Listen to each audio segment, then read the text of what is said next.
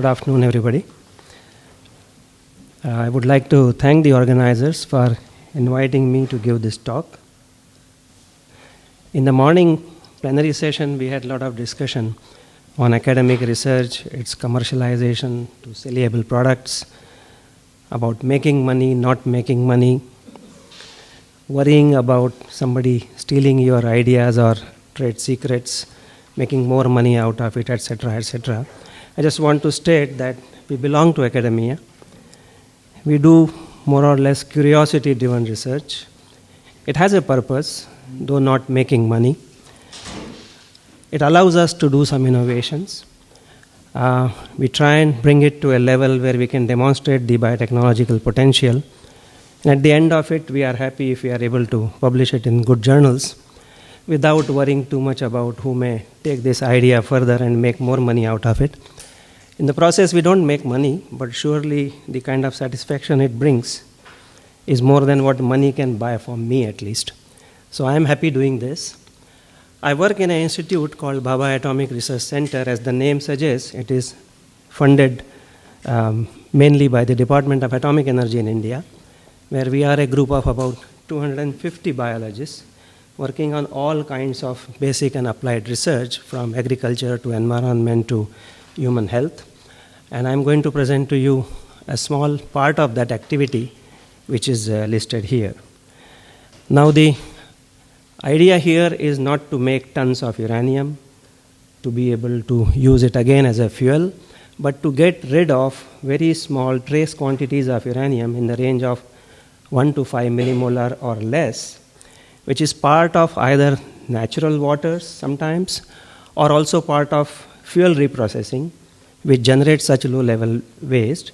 And the point of doing this with microbes is that such low concentrations of uranium are not amenable to recovery using physicochemical methods which work at higher concentrations. This just shows you the various sources of uranium. As I said, these are primary ores of uranium that's used all over the world. There are some secondary sources which people are not using at present, but we are concerned more about this in our institute. But similar levels of uranium are also available, sometimes contaminating natural waters, ponds, especially in mining areas or areas where there are rich uranium ion deposits. Now, largely such waste or such polluted waters is either acidic or alkaline in nature. The strongest component of acidic waters are uranyl nitrate. Concentrations in both cases are less than this, up to 4 millimolar. pH here is 3 to 7, while pH here is 7 to 10. Now, to us, in labs, pH 3 or 10 may not mean much, but in nature, for uranium speciation, these pH means entirely different worlds altogether. And to be able to develop technologies to recover uranium from both these sources is what the challenge is. So uranium in this concentration range and between that pH range is what we are addressing. Now, the approach we use, there are several approaches for recovering heavy metals. The approach we use for uranium is to precipitate it as phosphate, which is one of the most stable forms of uranium salts, not easy to dissolve. Technologies or information on recovering uranium as uranium phosphate under acidic pH are known already. Those for alkaline pH were just not there. And the technology we use, or the approach we use for this purpose, is to use an enzyme. This is a non-specific acid phosphatase called 4N, found in many bacteria. Citrobacter is, for example, one example which naturally has it and does manage to precipitate uranium. However, it's not radioresistant. In high radiation environments, it totally collapses. We are trying to do it in an organism so that it can be used in radioactive waste. The Citrobacter enzyme is also very sensitive to heavy metals per se, which it precipitates.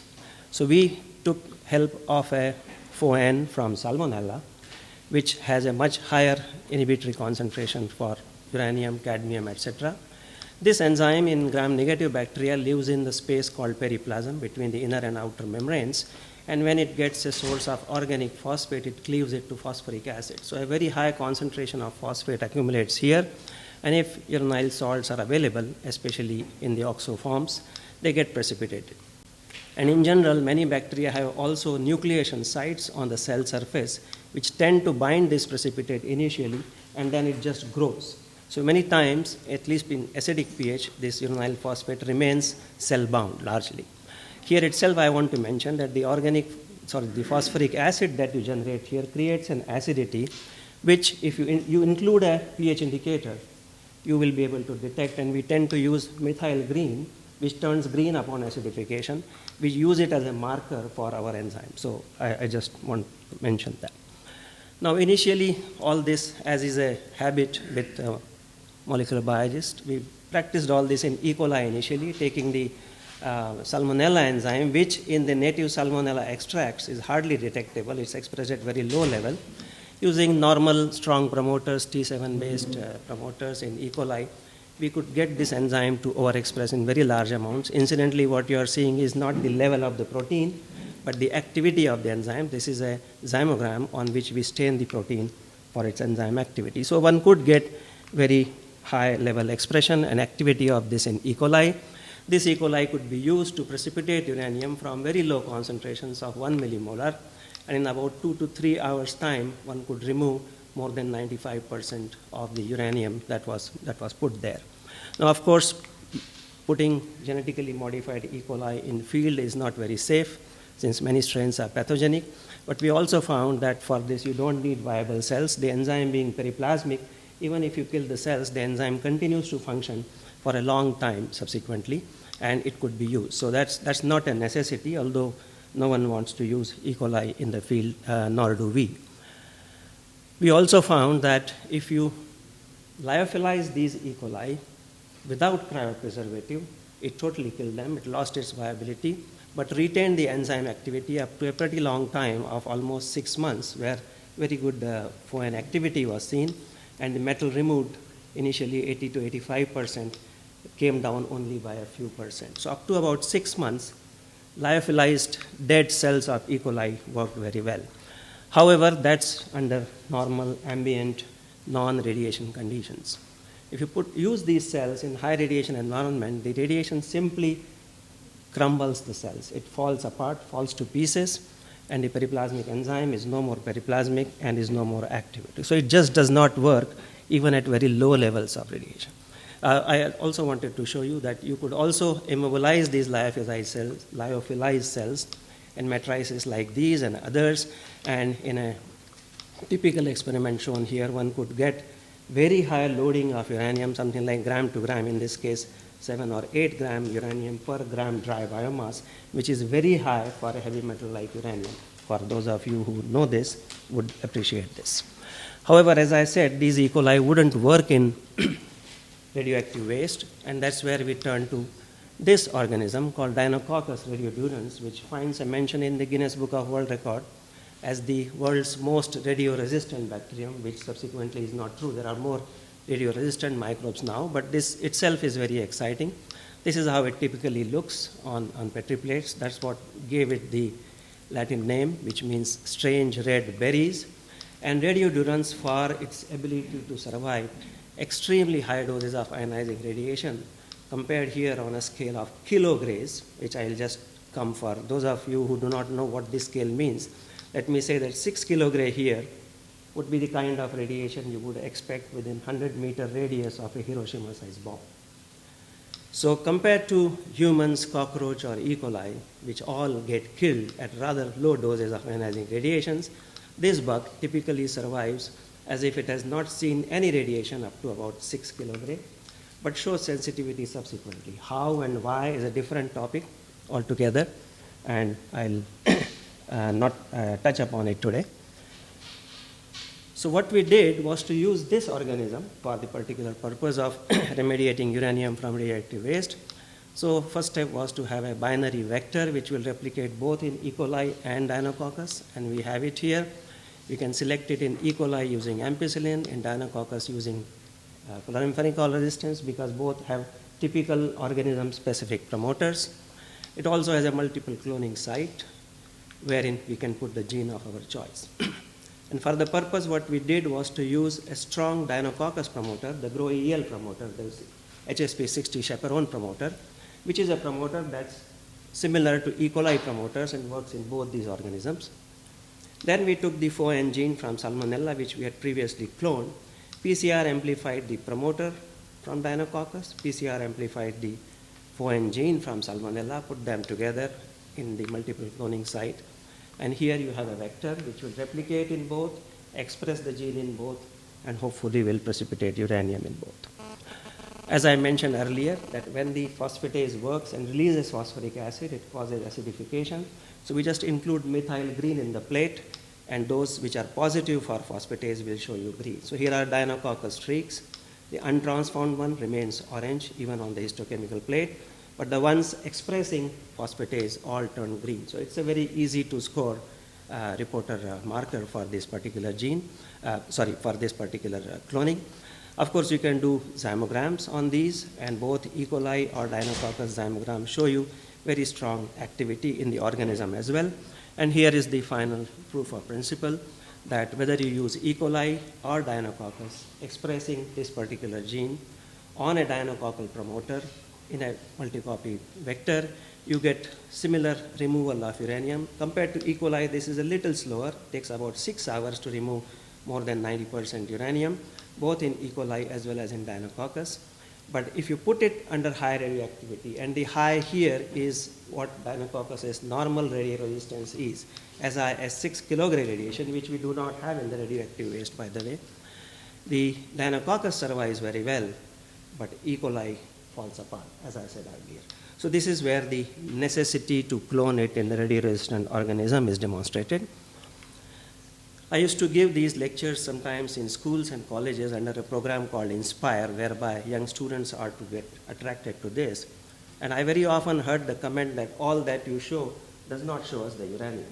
So we started taking pictures subsequently. Here is a lyophilized Deinococcus, which occurs as a tetrad. 4 cells together is its normal way of living. So their cells look very flat after you have lyophilized them, but expose them to uranium, and I said with 4N, the acid phosphatase, the entire uranium phosphate that you precipitate gets cell bound and remains cell bound. You can take picture after picture of these for the entire field, and you won't find any loose precipitate. It's all bound to the cells. And here is a EDX done on this SEM to show no uranium in the unchallenged cells and all these uranium peaks. Some of them in the front row can read probably. There are these uranium peaks here which are not there. So it precipitates this uranium, and which remains cell bound. After 2 to 3 hours, cells become heavy, uranium-238 as you remember. They settle down. You can simply decant the top water, take the cells, give it a dilute HCl wash, and you can recover all the uranium. The cells are reusable for 3 cycles, beyond which E. coli falls apart in HCl. This is just a TEM picture of the same to show you the cell-bound uranyl phosphate in this particular case of 4N. So this was fine. This was used by our waste management division in batch cultures, in batch process with 50-liter waste at a time and half a teaspoon of lyophilized Deinococcus powder of this recombinant Deinococcus. The challenge came, however, this activity was rather low. So to enhance it further, we have tried several methods. One successful method I will show you here was to use a radiation responsive Deinococcal promoter. Deinococcus shows induced expression of several genes which are responsible for its radioresistance, of course, when it's exposed to radioactivity. One of them we characterized rather intensely 3-4 years ago. It has these 2 radiation desiccation response motifs, as we call it, RDRMs. We mutated each one of these to show what they do and showed that while each one gives it the radiation desiccation response, both effect is additive. You get much more if both the motifs are there. If you have only one, it decreases. If you remove both, then there is no radiation-induced expression. And the reporter for this we used was the same 4N that I have been talking about. So before and after radiation on a plate itself, you can see induced expression. You can see the activity also subsequent to irradiation at higher doses. And now we tagged this promoter to the 4N that we talked about. And here you can see the tagged 4N to radiation responsive promoter, dose response. If you keep on increasing radiation dose, the activity, not just the expression, but the activity of the enzyme goes up and up. And this, as I said, is very high level of radioactivity, but if you do it at levels which are prevalent in the radioactive waste, both at a low level waste or a high level waste, you see the same effect. Compared to the unirradiated cells, the irradiated cells show much, much higher activity. And this is the result. Compared to its normal activity without radiation, with radiation, it shows much, much more activity. So now you are able to precipitate 4 or 5 times more uranium in less time. So this is about the acidic waste.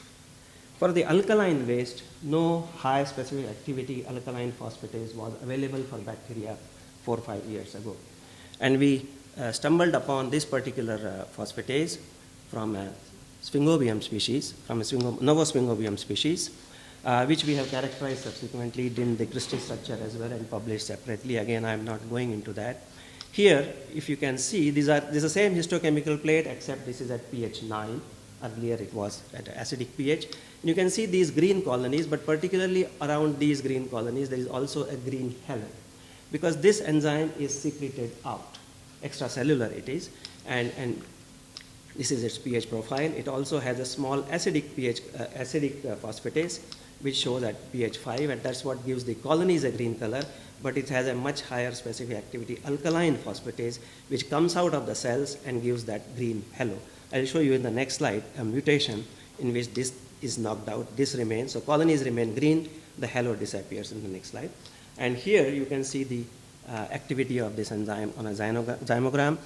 To our knowledge, so far this is the highest specific activity bacterial alkaline phosphatase. As I said, this was a novel enzyme. It was not easy to clone, no PCR-based cloning, no probes available. So we adopted a TN5 mutagenesis approach to knock out the gene. This is just a typical plate that went on journal's cover page. So here is the wild types Novosphingobium. If you mutate, you will see the colonies now, which are colonies remain as green as here, but the green, extracellular green halo has all disappeared. And that's what I'm talking about, the extracellular alkaline phosphatase. Of course, we overexpressed it in E. coli, which expressed 43 times more phosphatase and so on and so forth after induction, and did the initial characterization. Here is an example of what this E. coli can do. It can go to much lower levels of uranium, in fact, and precipitate it much, much faster within about 30 minutes to 1 hour, compared to the native strain, which took 3-4 hours to induce this activity upon certain activation, but managed to precipitate the same level, but that took about 7-8 hours versus 1 hour over here. So that's the kind of enhancement one gets by overexpression of this in E. coli. More importantly, this not only works at lower concentration of uranium, it works at extremely high concentrations of uranium at which this strain is no more active. Of course, when we tried to publish this paper, the chemists would tell us that there is no way you can precipitate the most soluble salt of uranium, namely uranyl carbonate, using phosphate. For that to happen, you have to generate 10⁻³ times more phosphate. And we had to assume that in our periplasm, we are generating that kind of concentration. But the reviewer got back to us saying, show me an XRD. So we did an XRD, and it identifies it typically as this particular phosphate, which literature also tells us is also called meta-autunite or Chernikovite. The paper, of course, got through with this. But interestingly, it also told us that these forms of uranyl phosphate fluoresce if you shine UV on them. And we now use it as an online precipitation assay, which I won't go into. But these are just the pictures. This is the native strain from which the gene was taken. This is the overexpressing E. coli, which all fluoresce. All the negative controls remain this. And as is typical of a PhD student's thesis, you then take these pictures from top, from side, from whatever angles to make them look more and more impressive. Now, the difference between this and the previous enzyme is that unlike PhoN, which precipitates uranyl phosphate on the cell surface, here the enzyme being extracellular, the phosphate precipitate is found outside the cell. If you centrifuge, it comes down with the cells, but otherwise it remains in the solution. So to be able to trap this, we immobilize these lyophilized cells in beads like these, used them for the purpose. So here are empty beads. Here is the pink-looking Deinococcus containing beads, typical color of Deinococcus. And here it is after precipitation using fluorescence as the approach. So if you look at chemical detection of uranium, this kind of beads will precipitate almost 50% uranium in 30 minutes and more than 90% after 1 hour. while the while the recombinant ones carrying only the empty vector and not the gene do not do so much. The small amount you see here is a case of bioabsorption on the cell surface, which Deinococcus has. You can also use fluorescence as the approach to demonstrate the same. All negative, here is the bioabsorption on Deinococcus. These are the negative controls. And using fluorescence, again, you can show that almost more than 90% of this uranium is removed within 1 hour. And the beauty here is that entire uranyl phosphate now remains bound within the beads, which are easy to recover. You don't have to even wait for it to settle down for 3 hours. Take these, wash these again with dilute HCl. You get the uranium out. Now, having done both, and now this therefore offers a technology for the alkaline pH, which has so far been unknown and not available.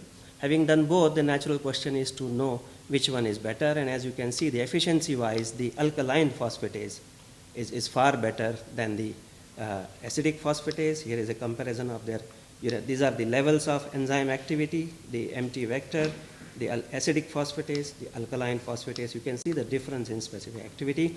And over here is the uranium precipitation using the alkaline phosphatase, which, as I said, saturates within an hour, finishes the job.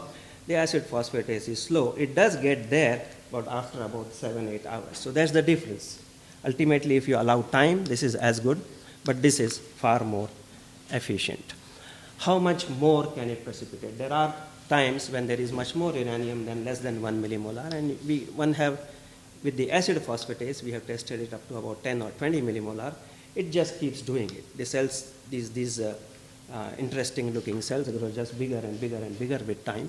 Of course, in about 16 to 18 hours, it will do that and load as much as 7 to 8 grams uranium per gram, which, as I said earlier, is very high amount of loading. This is the 4K. It will do the same job of doing this up to about 10-20 millimolar, except that it finishes that in just about 1 hour's time, and we don't have to wait for 16 to 18 hours. So that's the kind of difference. We are doing further things with it. As of now, this is at this stage. In-house, in our waste management division, these cells, both in the lyophilized form as well as immobilized form, have been used for this particular purpose in 50-liter batches. As I said, half a teaspoon of the lyophilized powder works. Further scale-up is under process. So to summarize, what I have said is, while the metal precipitation using acid phosphatase has been well known earlier also, the novelty of what we did lies in that we used a more heavy metal tolerant enzyme. We cloned it, we identified, characterized, and cloned a new alkaline phosphatase from bacteria. We extended metal bioremediation to alkaline solutions now, metal, especially uranium in this case, and we have engineered it into a naturally radioresistant microbe, using which you can do all this not only in acidic or alkaline pH, but in high radiation environments that are available in these. Lyophilization has been used to extend the shelf life up to, for E. coli, 6 months. For Deinococcus, up to 2 years. We have tested. The enzyme stays 85% active. And cells are, of course, not viable, but you don't need viability. And it has led to substantial volume reduction, high uranium loading. With alkaline phosphatase, you can get up to 15 gram uranium per gram also, and easy recovery. Now, these are some of the publications arising from this, and 2 are under process just now. 1 has been accepted, will appear next month. And these are the people I would like to thank who have contributed to this work, especially these 2 ladies, Chitra Sitharam and Saili, who worked on one on acid and one on alkaline phosphatase, have contributed to about 70% of my talk today. I would like to thank the funding agencies, Department of Atomic Energy, and also Department of Science Technology India, who funded part of this research. Thank you for your kind attention.